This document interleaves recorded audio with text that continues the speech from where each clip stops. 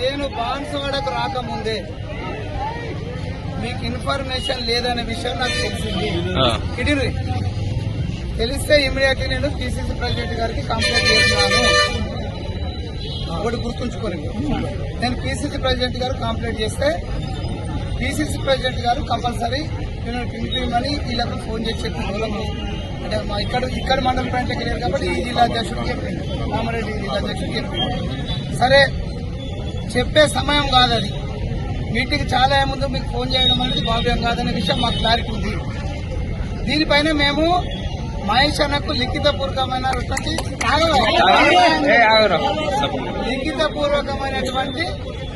Letter ఇస్తాం, ఇద్దరం సంతకాలు పెట్టి.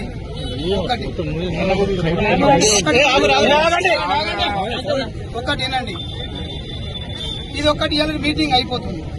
మనం ఇవాళ రేవంత్ రెడ్డి గారి నాయకత్వంలో ముందుకెళ్తున్నాం. నిజమే మీరు కష్టపడ్డోళ్ళకు బాధలు ఉన్న విషయాలు నేను మీకంటే ఎక్కువ తెలిసిన